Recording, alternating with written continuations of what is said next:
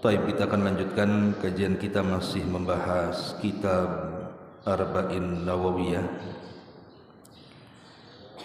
dan kita masuk pada hadis yang ke-22 dari hadis Abi Abdillah Jabir ibn Abdillah al-Ansari radhiyallahu anhuma. Baik, kita baca hadisnya. An Abi Abdillah Jabir ibn Abdillah al-Ansari radhiyallahu anhu anna rajulan sa'ala Rasulullah sallallahu alaihi wasallam faqala ara'aita idza sallaita al-maktubati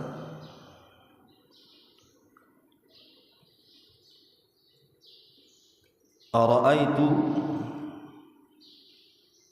idza sallaitul maktubati wa sumtu ramadhan wa ahlaltul halala wa harramtul harama wa lam azid ala dhalika syai'an a'adkhulul jannah qala na'am rawahu Muslim. Dari Abi Abdillah Jabir ibn Abdillah al-Ansari radhiyallahu anhu, sahabat Jabir, satu di antara tiga sahabat Ansar yang banyak meriwayatkan hadis Nabi sallallahu alaihi wasallam. Pertama Anas ibn Malik, kemudian Jabir bin Abdillah radhiyallahu an, kemudian Abu Sa'id al-Khudri. Ini tiga sahabat Ansar yang banyak meriwayatkan hadis sampai kepada kita. Dan jumlah riwayat yang sampai kepada kita dari Jabir bin Abdillah radhiyallahu an adalah arba'un wa khamsumi'ah wa alaf, 1540 hadis sampai kepada kita dari sahabat Jabir bin Abdillah radhiyallahu anhu. Bahkan dalam satu hari Nabi sallallahu alaihi wasallam pernah mendoakan Jabir dengan memintakan ampun akan dosa-dosanya sebanyak 25 kali. Di dalam satu malam Rasul mengatakan Allahumma gfir li Jabir, Allahumma gfir li Jabir, ya Allah ampuni Jabir, ya Allah ampuni Jabir, sebanyak 25 kali. Dan ini keistimewaan, karena tidak semua sahabat didoakan Nabi sallallahu alaihi wasallam, tentu karena manzilah kedudukan yang mulia bagi sahabat Jabir bin Abdillah radhiyallahu anhu. Dan dia seorang sahabat dan bapaknya juga sahabat. Bapaknya adalah tokoh Ansar, Abdullah ibn Haram, mati di perang Uhud. Bahkan saat kematian ayahandanya Jabir, Abdullah ibn Haram radhiyallahu anhu, Jabir menangis. Wajar, karena memang satu-satunya orang tua yang ada kala itu sementara ibundanya sudah meninggal, mati syahid di perang Uhud, sehingga Jabir sedih karena dia harus mengurus adik-adiknya, karena semua saudaranya itu perempuan. Ada yang mengatakan sampai 9 orang.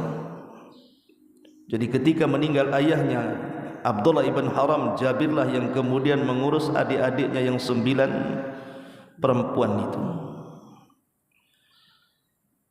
Makanya wajar kemudian Jabir ketika menikah, dia tidak mencari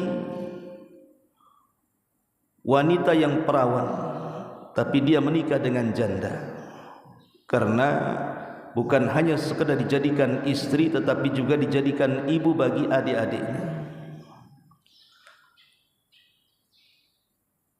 Sampai-sampai Nabi SAW bertanya, kenapa engkau menikahi seorang janda dan tidak menikahi perawan? Maka itulah jawaban, karena aku bukan hanya mencari istri tapi juga ibu bagi adik-adik. Lah saat meninggal Abdullah ibn Haram, ayahanda Jabir bin Abdullah radhiyallahu an, Allah Subhanahu wa taala berdialog dengan ruh ayahandanya. Di antara dialog Allah Subhanahu wa taala dengan ruh ayahandanya saat mati pertama kali di perang Uhud, Allah mengatakan, tamanna ya abdi, berangan-anganlah wahai hambaku, apa yang kau minta kepadaku. Maka Abdullah ibn Haram dia mengatakan, ya Rabb, hidupkan aku sekali lagi agar aku bisa berperang kedua kalinya dan mati syahid kedua kalinya. Tapi Allah mengatakan tidak mungkin orang meninggal dihidupkan. Maka dia pun mengatakan, kalau begitu kabarkan posisiku di hadapanmu kepada putraku Jabir. Maka dari sini Allah Subhanahu wa taala turunkan ayat, wala tahsabannal ladzina qutilu fi sabilillahi amwatan bal ahya bal ahya. Jangan kalian mengira orang-orang yang mereka meninggal di jalan Allah itu mati, bahkan mereka hidup. Inda rabbihim yurzakun, di sisi Rabb mereka, mereka mendapatkan rizki.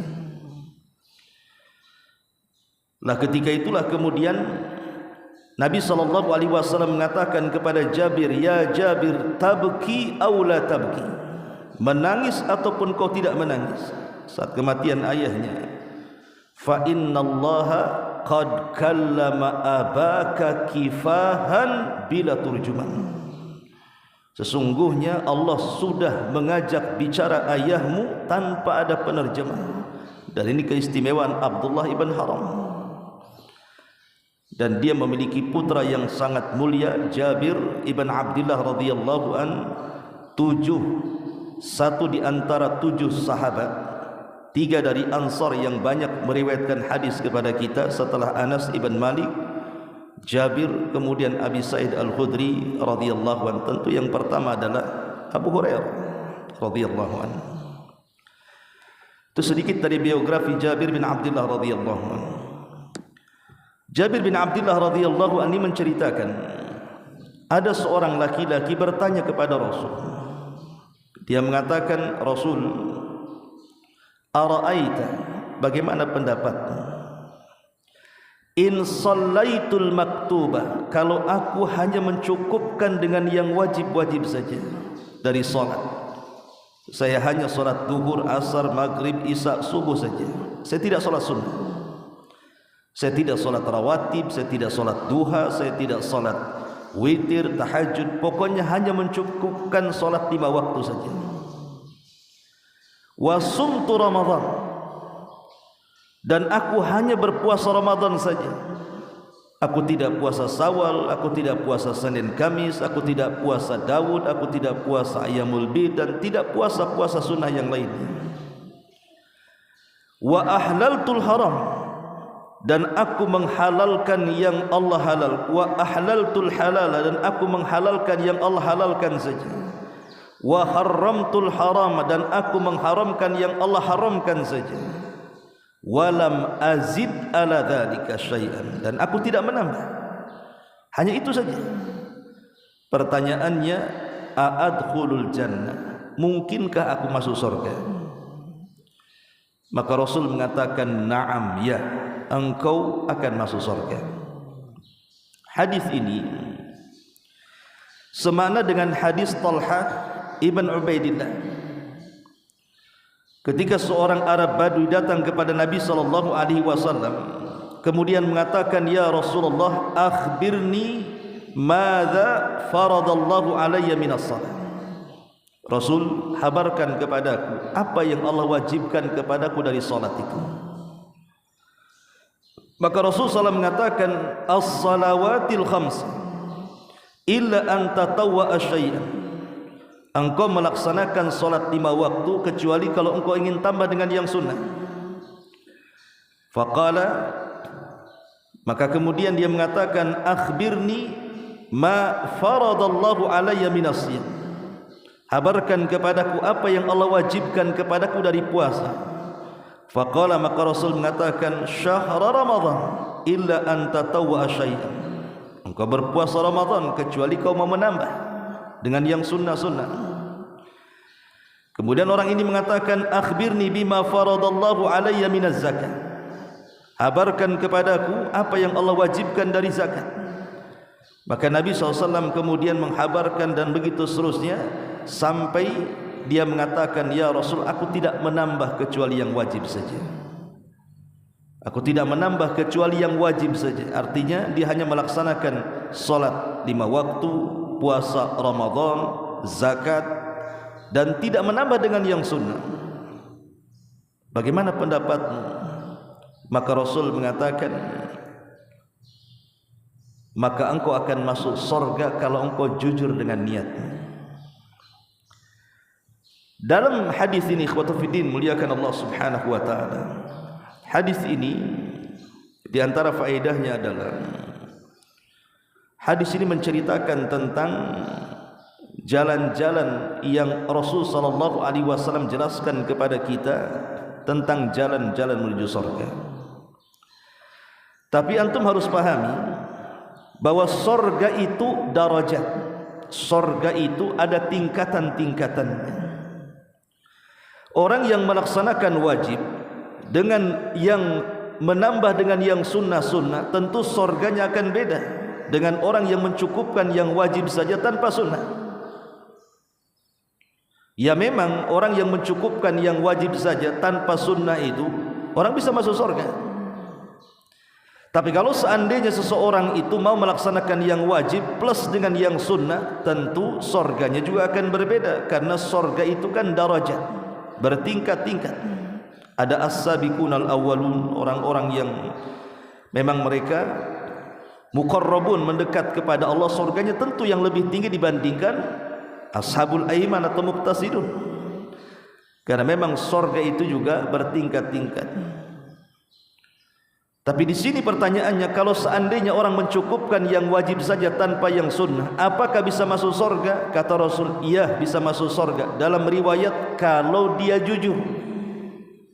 Kalau dia jujur, memang dia memang menjaga yang wajib tanpa sunnah, itu sudah bisa memasukkan manusia ke dalam surga. Tapi masalahnya, Imam Al-Qurtubi rahimahullahu ta'ala, beliau pernah mengatakan seperti ini, man taraka tatawwu'at jumlatan, barang siapa yang meninggalkan perkara-perkara sunnah jumlatan, secara keseluruhan, dia tidak melaksanakan yang sunnah, hanya mencukupkan yang wajib saja,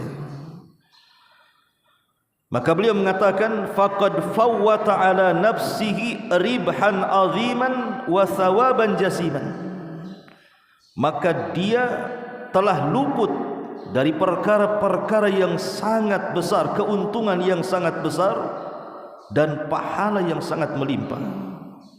Jadi orang yang tidak mau melaksanakan sunnah, kata Imam Qurtubi, maka dia telah meninggalkan keuntungan yang sangat besar dan pahala yang sangat melimpah, rugi.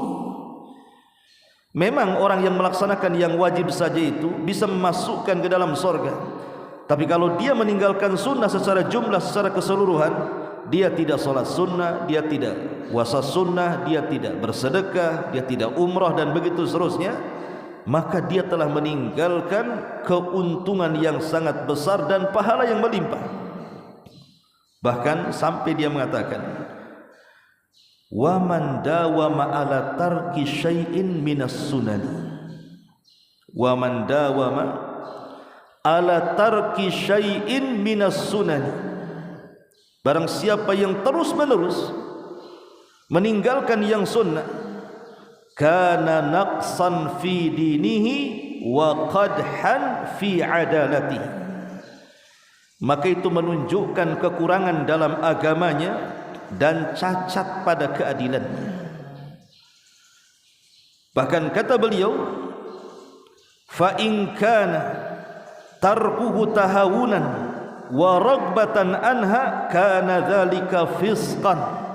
Tapi kalau meninggalkan sunnah itu karena meremehkannya atau memang sengaja tidak mau melakukannya, maka ini sebuah kefasikan. Maka dari sini ikhwatul fillah muliakan Allah, dari perkataan Imam Qurtubi rahimahullahu taala kita tahu bahwa memang betul orang yang mencukupkan yang wajib itu sudah masuk syarat dia masuk surga, tapi tidak menjamin. Dia meninggalkan sunnahnya kenapa? Kalau meninggalkan sunnahnya karena dia menjaga yang wajib, maka itu yang dimaksud hadis Nabi SAW di sini. Tapi kalau meninggalkan sunnahnya, kata Imam Qurtubi, karena memang dia merendahkan sunnah, tidak mau dengan sunnah Nabi SAW, maka ini sebuah kefasikan. Dan orang yang meninggalkan sunnah secara jumlah, maka dia telah meninggalkan keuntungan yang sangat besar dan pahala yang melimpah, kata beliau. Maka sebaiknya seorang muslim bukan hanya mencukupkan dengan yang wajib-wajib saja, tetapi juga seharusnya dia menambah dengan yang sunnah-sunnah. Makanya dalam sebuah hadis qudsi Allah Subhanahu wa taala mengatakan, orang yang melaksanakan kewajiban itu adalah orang yang dicintai Allah Subhanahu wa taala. Tetapi ketika seorang hamba, wa ma yazalu 'abdi yataqarrabu bin nawafil, ketika seorang hamba itu terus-menerus juga melaksanakan yang sunnah, artinya menambah dengan yang wajib tadi, hatta uhibbahu, sampai aku lebih mencintainya. Jadi menjalankan yang sunnah itu adalah sebab kecintaan Allah bertambah dari kecintaan yang pertama ketika melihat hambanya melaksanakan yang wajib. Dan kalau Allah sudah cinta, maka Allah akan menjadi penglihatannya, pendengarannya, kaki dan tangannya. Bahkan dalam sebuah riwayat, innallaha idza ahabba 'abdan nadahu Jibril. Allah itu kalau sudah cinta dengan seorang hamba, maka malaikat yang pertama dipanggil adalah Jibril. Kemudian Allah Subhanahu wa taala mengatakan kepada Jibril, ya Jibril, inni uhibbu fulanan fa ahibbahu. Jibril, aku suka dengan si fulan, maka engkau harus suka juga dengan dia. Fa ahabbahu Jibril limahabbatillahi alaihi, maka Jibril pun suka dengan orang ini karena Allah suka dengan orang ini. Cukup sampai di sini? Tidak. Jibril memanggil seluruh malaikat karena dia pemimpinnya. Kemudian Jibril mengatakan, ya malaikatallah, innallaha ahabba fulanan faahibbuhu. Wahai malaikat-malaikat Allah, dimanapun kalian berada, cintai orang ini karena Allah sudah mencintainya. Maka semua malaikat cinta kepada orang dicintai Allah. Ketika seluruh malaikat cinta kepada orang yang dicintai Allah, maka Allah tanamkan kecintaan itu kepada seluruh penduduk bumi karena kecintaan Allah kepada hamba-Nya. Lihat, orang yang dicintai Allah karena banyak melaksanakan sunnah itu, pertama Allah mencintainya, kedua Jibril mencintainya, ketiga seluruh malaikat mencintainya, dan Allah tanamkan kecintaan kepada penduduk bumi. Lalu apa manfaat malaikat cinta dengan kita dan penduduk bumi cinta dengan kita? Pertama, para malaikat itu dia yang mencatat amal kita. Kalau seandainya para malaikat suka dengan kita, maka dia akan terus mencatat amal kebaikan kita. Dan yang dikirim oleh Allah juga ketika mencabut nyawa kita tentu bukan malaikat yang menakutkan. Pasti akan mengutus malaikat-malaikat rahmat yang mengatakan, ya ayyatuhan nafsul mutmainnah irji'i ila rabbiki radiyatan mardiyah. Tentu malaikat yang diutus untuk mencabut nyawa kita juga malaikat-malaikat rahmat. Lalu apa manfaat penduduk bumi cinta dengan kita? Di zaman Nabi ada jenazah lewat, semua manusia memujinya, maka Rasul mengatakan wajabat. Kemudian datang jenazah yang lain, semua manusia mencacinya, Maka Rasul mengatakan wajabat. Wajabat itu artinya wajib. Sehingga kemudian sahabat mengatakan, ya Rasul, apa yang dimaksud kalimat wajib itu? Maka Rasul mengatakan, adapun jenazah yang pertama yang semua manusia memujinya, wajabat lahul jannah, wajib dia masuk surga. Adapun jenazah yang kedua yang manusia mencaci makinya, maka Rasul mengatakan wajabat lahun nar, maka dia wajib masuk neraka. Itulah manfaat penduduk bumi kalau ditanamkan kecintaan kepada kita. Makanya dalam hadis ini, walaupun sahabat ini bertanya kepada Nabi SAW, kalau aku mencukupkan dengan salat 5 waktu, puasa Ramadan, menghalalkan yang Allah halalkan, mengharamkan yang Allah haramkan, apakah, dan saya tidak menambah dari itu, apakah saya bisa masuk surga? Iya, memang masuk surga. Tetapi sebaiknya jangan remehkan perkara sunnah, karena perkara sunnah ini faedahnya besar sekali. Ya, salah satunya tadi sebab meraih kecintaan Allah kepada kita. Baik, di antara faedah secara singkat kita akan jelaskan. Pertama, hirsus sahabati an ala su'alin nabi sallallahu alaihi wasallam amma yanfa'uhum wa yuqarribuhum ila Allah. Pertama, hadis ini faedahnya semangat para sahabat bertanya kepada Nabi tentang apa yang bermanfaat bagi mereka dan apa yang mendekatkan mereka kepada Allah. Dan itulah para sahabat. Sahabat itu kalau bertanya kepada Nabi tidak pernah bertanya soal dunia, tidak bertanya soal dunia, karena Rasul memang tidak lebih paham soal dunia dibandingkan para sahabat. Buktinya ketika Rasul hijrah ke Madinah, orang-orang Madinah sibuk mengawinkan kurma supaya hasilnya lebih baik. Kata Rasul, kalau seandainya kalian meninggalkan perkara itu dan mengambil yang lebih bermanfaat, maksudnya sudah tidak usah dikawin-kawinkan kurma itu, sibukkan dengan ibadah. Akhirnya para sahabat meninggalkan perkara itu, sibuk mereka dengan ibadah, belajar kepada Rasul. Setelah tahun depannya, rupanya hasilnya merosot. Hasilnya merosot, sehingga mereka mengadu kepada Nabi SAW. Maka Nabi SAW mengatakan, antum a'lamu bi umuri dunyakum, kalian lebih paham soal urusan dunia kalian. Kalau begitu silahkan kawinkan kurma-kurma kalian. Nah, dari sini kita tahu bahwa Rasulullah SAW tidak lebih paham soal perkara dunia dibandingkan para sahabat. Bukan berarti Rasul tidak paham dunia, paham, tapi para sahabat jauh lebih paham. Makanya ada sahabat lebih kaya dibandingkan Rasul. Tapi umumnya para sahabat bertanya kepada Nabi SAW, pertanyaan mereka adalah pertanyaan yang bermanfaat untuk akhirat mereka dan apa yang bisa mendekatkan mereka kepada Allah Subhanahu wa taala. Ini yang pertama. Yang kedua, al-ghayatu min hadhihi al-hayati hiya dukhulul jannah. Puncak dari kehidupan dunia ini bagi seorang mukmin adalah tujuan utamanya masuk surga.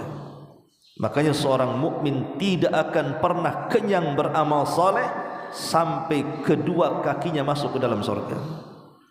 Kalau baru satu kaki saja masuk surga sementara kaki yang lainnya belum masuk surga, bagi seorang mukmin itu belum puas. Makanya Abu Bakar Siddiq radhiyallahu mengatakan, kalau kaki kananku masuk surga, kaki kiriku belum masuk surga, maka aku belum merasa puas sampai kedua kakiku menginjak surga. Maka tujuan hidup manusia adalah surga. Yang ketiga, ahammiyatus salawatil maktubah wa annaha sababun lidukhulil jannah.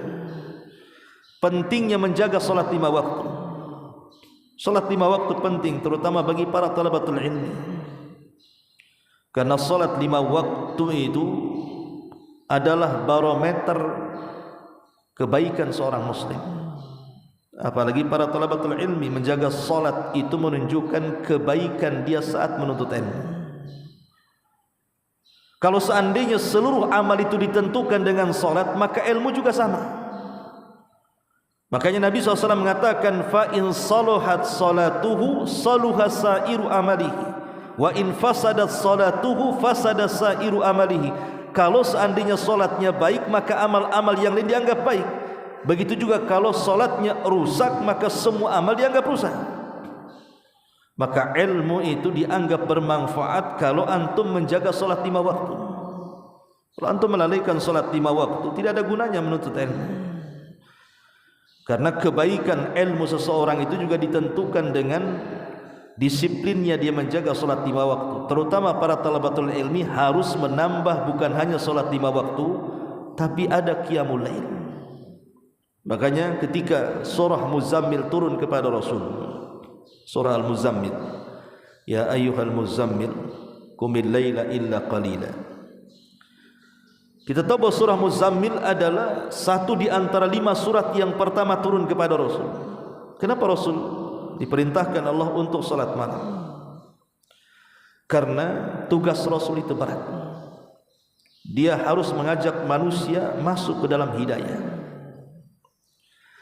Dan hidayah itu ada 2 macam. Ada hidayatul taufik dan ada hidayatul irsyad. Rasul hanya bisa memberikan irsyad saja, petunjuk ini yang baik, ini yang tidak baik, ini yang boleh, ini yang tidak, ini yang tauhid, ini yang syirik, ini yang bid'ah, ini yang sunnah, ini yang maksiat, ini yang taat. Hanya irsyad, menunjukkan manusia ke jalan kebaikan. Tapi soal kesadaran orang ketika didakwah itu bukan urusan Nabi, tapi itu urusan Allah. Makanya tidak semua manusia yang didakwahi Nabi dapat hidayah. Pamannya Abu Talib tidak dapat hidayah. Manusia-manusia terdekat, tetangga-tetangga Rasul, Abu Jahal dan yang lainnya tidak dapat hidayah, karena taufik itu milik Allah. Makanya disyariatkannya salat malam itu. Karena Rasul SAW sebelum mengambil sebab mengajak manusia kepada kebaikan, di malam hari setelah salat qiyamul lail dia berdoa kepada Allah agar orang yang didakwahi mereka menerima dakwahnya. Lah tugas para talabatul ilmi, mereka adalah mewarisi sifat-sifat para ulama, dan para ulama itu warathatul anbiya. Tugas antum berat. Ya, antum harus belajar agama. Nanti setelah cerdas antum mengajak orang. Lah salat malam itu adalah senjata bagi talabatul ilmi. Berdoa kepada Allah agar antum dicerdaskan. Setelah cerdas, ajak manusia kepada kebaikan.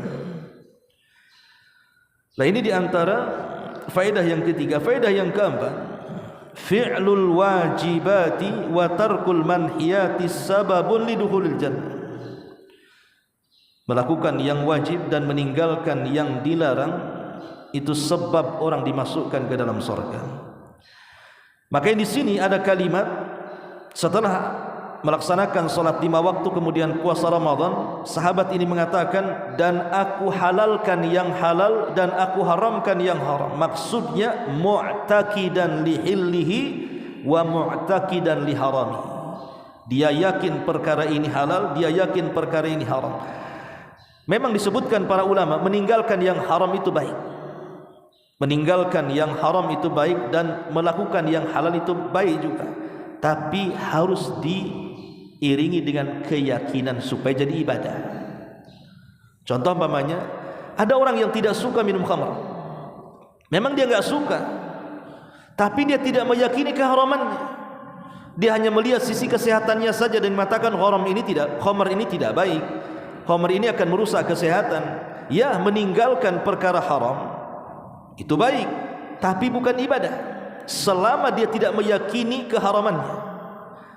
Tapi kalau dia meninggalkan khamr, dia meyakini bahwa khamr itu haram dan Allah haramkan selamanya, maka meninggalkan minum khamr itu berpahala. Kenapa? Karena ada keyakinan di situ bahwa ini perkara haram, tidak boleh saya lakukan. Sama juga dengan melaksanakan yang Allah Subhanahu wa taala halalkan. Kalau meyakini bahwa ini perkara halal dan harus dinikmati perkara halal yang Allah halalkan kepada kita, maka keyakinan menikmati perkara halal yang Allah halalkan menjadi sebuah ibadah. Jadi melaksanakan yang halal, meninggalkan yang haram itu juga harus ada keyakinan bahwa ini halal saya nikmati, ini haram saya tinggalkan. Kalau tidak ada keyakinan, ya baik, tapi tidak berbentuk ibadah, tidak berbentuk sebuah pahala. Ini juga diantara faedah hadis ini. Kemudian juga Di antara faedah hadis ini disebutkan juga oleh para ulama adalah annal jawab, bahwasannya jawaban Nabi sallallahu alaihi wasallam ketika sahabat mengatakan a'adkhulul jannah, apakah saya masuk surga? Rasul mengatakan na'am, iya masuk surga. Ini memberikan sebuah faedah kepada kita bahwa masuk surga itu sebenarnya mudah, cuman kita yang berat untuk menjalaninya. Masuk surga itu mudah, banyak jalannya. Jadi jalan ke surga itu bukan satu tapi banyak. Lah di antara jalan-jalan menuju surga adalah ketika seseorang menjaga yang wajib, meninggalkan yang diharamkan, menikmati yang dihalalkan, menjauhi yang diharamkan. Dan perkara ini ikhwan, ini adalah pintu kebahagiaan. Kita kalau melakukan 4 perkara ini: 1. Laksanakan kewajiban. 2. Tinggalkan yang dilarang. 3. Nikmati yang dihalalkan. 4. Jauhi yang dihalalkan, jauhi yang diharamkan. Ini kunci kebahagiaan. Kalau kita bisa melaksanakan 4 perkara ini, laksanakan yang wajib, jauhi yang dilarang, nikmati yang dihalalkan, jauhi yang diharamkan, pasti kita bahagia. Karena ini adalah pintu kunci masuk surga. Dan kalau cerita halal haram ikhwan, yang dihalalkan itu sebenarnya jauh lebih banyak dibandingkan yang diharamkan. Makanan lebih banyak yang halal dibandingkan yang haram. Yang diharamkan itu tertentu saja disebutkan dalam Quran. Apalagi muamalah juga sama. Jadi perkara-perkara halal itu jauh lebih banyak sebenarnya dibandingkan yang haram. Tapi kebanyakan manusia kenapa memilih yang haram dan meninggalkan yang halal? Karena neraka itu dikelilingi dengan perkara syahwat, dan surga itu dikelilingi dengan makruhat, sesuatu yang dibenci. Dan jiwa manusia itu ammaratum bisu, memang selalu memerintahkan kepada keburukan. Nah, ini diantara faedah daripada hadis yang kita bahas, tentang hadis dari Abdullah ibn Jabir ibn Abdullah al-Ansari radhiyallahu anhu tentang jalan menuju surga Allah Subhanahu wa taala. Wallahu a'lam. Ini dulu yang bisa sampaikan, mudah-mudahan ada manfaatnya. Subhanaka wa bihamdika asyhadu an la ilaha illa anta astaghfiruka wa atubu ilaik. Allahu ta'ala. Assalamualaikum warahmatullahi wabarakatuh.